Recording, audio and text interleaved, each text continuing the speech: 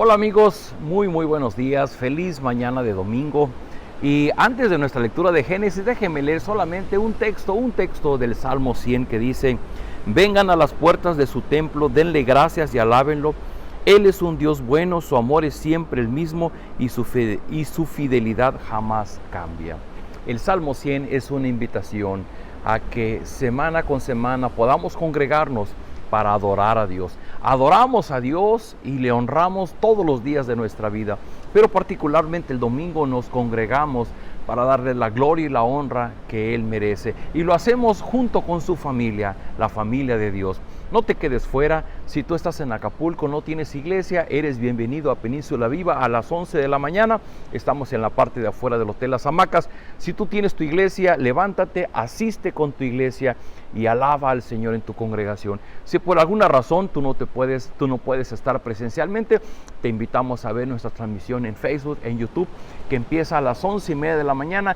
Y estamos leyendo, terminando el capítulo 43, justamente después de que los hermanos de José regresaron ahora con Benjamín. Y decíamos el día de ayer que llegaron ante José y le entregaron los regalos y llevaron una doble cantidad de dinero. Y cuando José los vio, se emocionó tanto que le dijo a su mayordomo: llévalos a mi casa, prepara comida. Y el mayordomo todavía les dio agua para que se bañaran, le dio de comer a sus animales. Y justamente en el versículo 25 empezamos hoy y dice: y como ellos ya sabían que José iba a comer con ellos al mediodía, prepararon los regalos para cuando él llegara. Cuando llegó José a su casa, ellos se inclinaron delante de él y le entregaron los regalos que le habían llevado. Luego de saludarlos, José les preguntó si su padre aún vivía. Ellos respondieron: así es, nuestro padre vive todavía, está bien de salud y listo para servirle. José miró a su alrededor y cuando vio a Benjamín, su hermano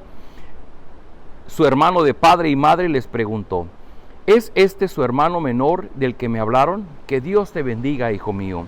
Tan conmovido quedó José al ver a su hermano que salió deprisa, entró a su cuarto y se echó a llorar.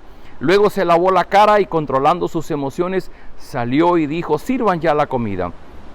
A José le sirvieron aparte de comer, porque los egipcios no comen con los hebreos, pues los consideran gente repugnante. Los hermanos de José se sentaron frente a él según su edad, del mayor al menor, y unos a otros se miraban sin salir de su asombro. Cuando le sirvieron de lo que José tenía en su mesa, a Benjamín le sirvieron 5 veces más que a los otros, y bebieron con José y estuvieron muy alegres. La historia está subiendo de tono, se está volviendo más interesante. El clima se está hasta el capítulo 45, todavía nos falta el capítulo 44, pero déjenme mencionar algo. Yo admiro de José su templanza. ¿Por qué? Porque está viviendo muchas emociones. Decíamos en días pasados, desde que llegó y vio a sus hermanos. Y yo admiro a José porque cuando menos habían pasado tal vez unos 20 años que José no veía a sus hermanos. Por eso inclusive preguntó si era Benjamín el hermano menor. Habían pasado 20 años, eran 20 años en que José había acumulado muchas emociones. No sabíamos si había venganza, rencor, pero finalmente él opta por el camino de la reconciliación. Y se va a ver en su trato con ellos, porque dice el pasaje que cuando él los recibe, es tanta su emoción de ver a sus hermanos nuevamente que los lleva a su casa. Y decíamos el día de ayer, esta es la experiencia de cuando Dios nos llama a su familia y entra a comer, a cenar con nosotros, a quedarse con nosotros. Y era la experiencia de José de querer convivir con sus hermanos. Y la parte que vemos hoy es particularmente el punto en que José ahora sí se atreve a preguntar: ¿y su padre todavía vive? Y yo me imagino la emoción de José cuando sus hijos le dicen, sus hermanos le dicen: así es, nuestro padre vive todavía, está en salud y listo para servirle. Y luego dice que vio a su alrededor y vio a Benjamín y le dijo: ¿es este su hermano menor del que me hablaron? Y la expresión de José sobre Benjamín es: que Dios te bendiga, hijo mío. Y dice el versículo 30, tan conmovido quedó José al ver a su hermano, que salió deprisa, entró a su cuarto y se echó a llorar. Y yo quiero tomar un punto de reflexión: el manejo de nuestras emociones. Se ha dicho que una persona inmadura es una persona que se deja llevar por sus emociones, por sus sentimientos. Y entonces tenemos frases muy populares en donde la gente llega a decir, bueno, pues yo soy muy sincero y siempre digo las cosas como son. Mi pecho no es bodega. Y vemos que en una persona sensata, en una persona madura, hay la prudencia, hay la sensatez de lo que se dice. Y en este sentido, José es un buen ejemplo del manejo de emociones. El texto lo está diciendo que eran tantas las emociones que José vivía. Dice, controlando sus emociones, volvió a salir con sus hermanos para pedir la comida. Desde que José los vio, hubo muchas emociones en él y seguramente había la forma de poderse volcar sobre ellos de inmediato y abrazarlos y besarlos. Pero lo vamos a ver el día de mañana, cómo José quería estar seguro de que había habido un cambio en el corazón de sus hermanos. Y José fue muy prudente, se contuvo en muchos momentos, y aun cuando, por ejemplo, les puso la cantidad de dinero que llevaban, se las puso en la boca del saco para que no gastaran en su alimento, se regresaron con su dinero a la casa de su padre. Y ahora cuando regresan, ahora los recibe con un banquete, y decíamos ayer, ellos hasta dudaron y dijeron, no, es que este señor nos quiere quitar nuestro dinero y quiere convertirnos en sus esclavos. Pero la verdad de las cosas es que José en todo tiempo mostró esa templanza en su carácter.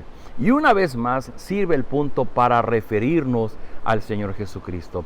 Y se ha dicho que personajes como José en el Antiguo Testamento son figura de lo que posteriormente haría el Señor Jesús. Y por ejemplo, podemos pensar rápidamente cuando Jesús fue apresado, cuando Jesús fue llevado ante Pilatos, cuando Jesús fue llevado ante Herodes, y le acusaban y le injuriaba el pueblo judío y le decían, pues ¿a quién? ¿Qué hago con este? Y dice, crucifícale.